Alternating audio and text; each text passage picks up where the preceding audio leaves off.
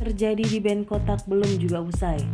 Setelah kasus pembagian royalti yang belum menemui titik terang, kini musikus Osan Tobing kembali geram pada grup band Kotak. Mantan personel band itu mendapati data bahwa nama dan logo band Kotak sudah didaftarkan ke Direktorat Jenderal Hak Kekayaan Intelektual di Kementerian Hukum dan HAM. Osan kesal ketika mengetahui informasi adanya 3 nama personel band Kotak, yaitu Sela Tantri dan Chua, di pendaftaran tersebut. Menanggapi hal tersebut, Hengki Solihin selaku konsultan hukum HAKI mengatakan pada prinsipnya siapapun bisa mendaftarkan merek. Pendaftaran merek mengenal prinsip first to file, berarti siapa cepat mendaftarkan maka dia pemiliknya.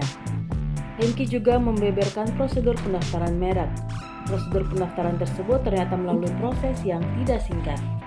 Ketentuan ini kan sangat jelas, di mana pada pasal 3 menyebutkan hak atas merek baru diperoleh setelah merek tersebut terdaftar. Dalam proses pendaftaran merek, tidak serta-merta merek tersebut akan dikabulkan. Setiap permohonan tentu akan diperiksa. Mekanismenya, setelah merek tersebut selesai diajukan, maka akan dilakukan pemeriksaan formalitas atas kelengkapan persyaratan permohonan.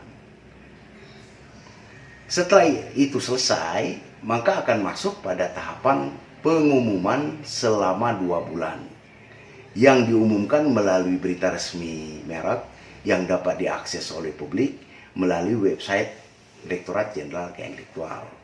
Dan berdasarkan ketentuan pasal 14 ayat 1 ayat 2 dan pasal 16 ayat 1, selama masa pengumuman, setiap pihak dapat mengajukan keberatan pendaftaran merek tersebut.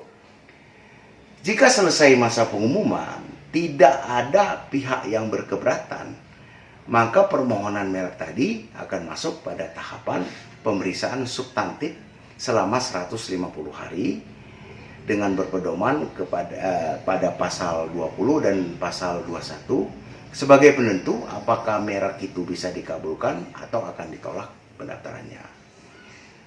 Menurut saya, jika kisruh pendaftaran merek ini tidak melakukan upaya secara prosedur, maka akan terkesan seperti hanya membangun opini saja. Sebenarnya, walaupun pengumuman sudah berakhir dan merek sudah menjadi merek terdaftar, undang-undang itu masih memberikan ruang kepada pemilik merek yang tidak terdaftar untuk dapat mengajukan gugatan pembatalan ke pengadilan niaga.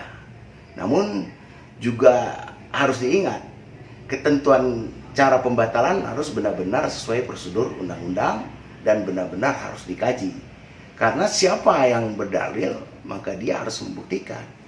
Kenapa saya mengatakan ini benar-benar harus dikaji? Karena ada 3 faktor. Pertama, kan beliau ini mengakui gagasan penggunaan merek band baru bisa diterapkan menjadi brand setelah semua anggotanya setuju dan sepakat.